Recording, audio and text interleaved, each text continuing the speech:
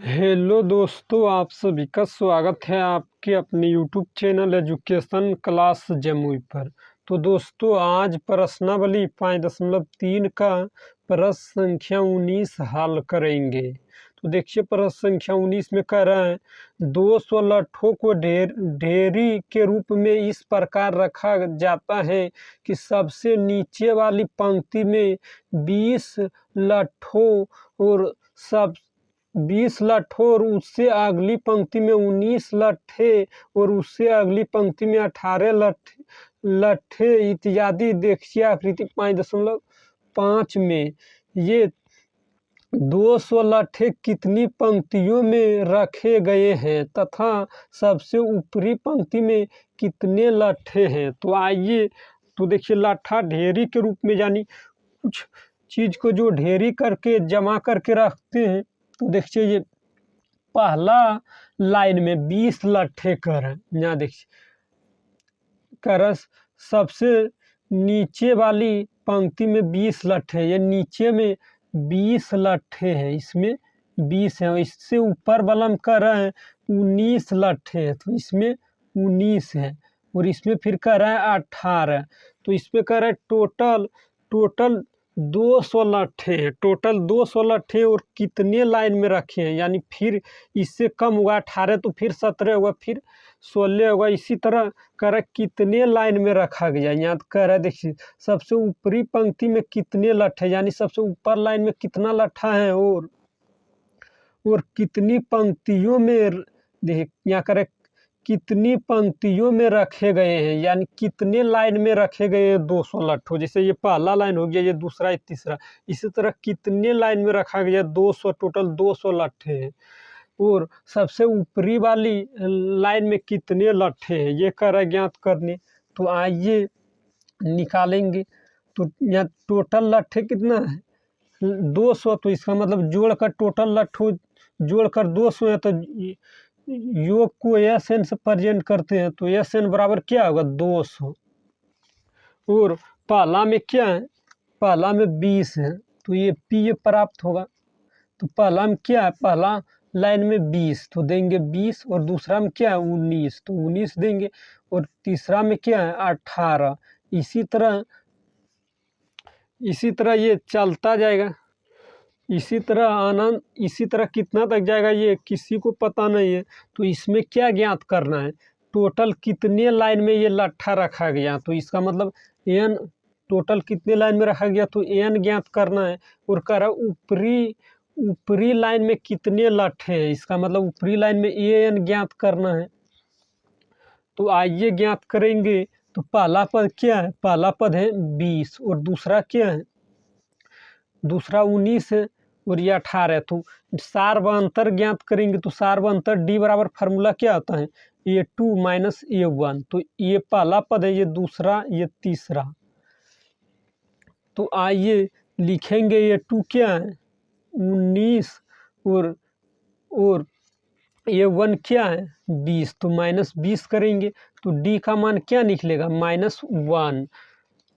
तो S N से निकालेंगे। एस एन का फार्मूला क्या होता है, एस एन बराबर n/2 into 2a plus bracket में n-1 इंटू डी। तो लिखेंगे एस एन, तो लिखेंगे n/2 इंटू 2 और a का मान क्या है 20, तो गुना 20 करेंगे और प्लस n-1 इंटू डी। तो डी का मान क्या है -1, तो गुना करेंगे -1 और बराबर एस एन बराबर क्या है, देखिए यहाँ 200, तो बराबर लिखेंगे 200। तो अब लिखेंगे n और 10 गुना 2, 20 गुना 2 करेंगे तो क्या होगा 40 और प्लस, देखिए -1 गुना n करेंगे तो क्या होगा माइनस n होगा। और -1 गुना -1 करेंगे तो +1 होगा। और ब्रैकेट तो ब्रैकेट देंगे। और देखिए n 200 गुना 2 करेंगे तो क्या होगा, यानी तिरछा गुना होगा, तो 2 गुना 200 होगा तो क्या होगा 400। तो अब लिखेंगे एन गुना 40 करेंगे तो क्या होगा, 40 और 1 जोड़ेंगे तो क्या होगा 41। देखिए प्लस 40 और प्लस 1 क्या होगा 41, और 41 गुना एन करेंगे तो क्या होगा 41 एन, और एन गुना माइनस एन करेंगे तो क्या होगा माइनस एन स्क्वायर, और बराबर 400, तो 400 देंगे। तो अब लिखेंगे बराबर के, ये देखिए माइनस में एन स्क्वायर तो बराबर की इस पार करेंगे तो प्लस में एन स्क्वायर, और ये प्लस में 41 एन है तो बराबर की इस पार करेंगे तो माइनस में 41 एन होगा, और क्या है प्लस 400, तो 400 देंगे, और इधर बराबर में कुछ नहीं बचा तो 0 लिखेंगे। तो आप देखिए इस गुणनखंड करेंगे, शुरुलर और अंतिम वाला गुना करेंगे तो क्या होगा एन स्क्वायर गुना 400 करेंगे तो क्या होगा 400 एन स्क्वायर। तो 400 एन स्क्वायर के ऐसे दो भाग करें कि जोड़े या घटाएं तो -40 एन होना चाहिए, और गुना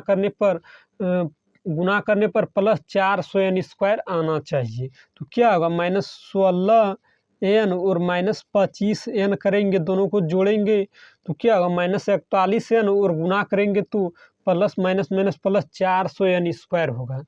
तो आइए इतना करेंगे तो लिखेंगे एन स्क्वायर और -16 एन और -25 एन और प्लस 400 और बराबर 0।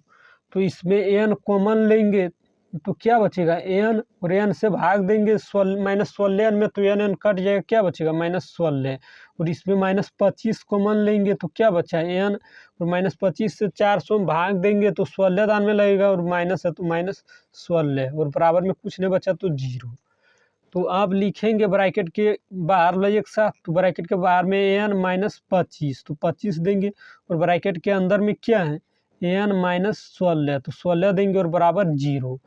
तो अब लिखेंगे, तो देखिए एक बार लिखेंगे एन -25 बराबर 0, तो यहाँ लिखेंगे एन -25 बराबर 0, और एक बार लिखेंगे एन -16 बराबर 0, तो एन -16 बराबर 0। तो अब लिखेंगे एन बराबर क्या होगा माइनस में 125 तो बराबर किस पर जाएगा, तो प्लस में 125 एन का मान क्या निकला 25, और फिर इधर लिखेंगे एन बराबर -16 तो बराबर किस पर करेंगे तो प्लस में 16, तो एन का मान क्या निकला 16।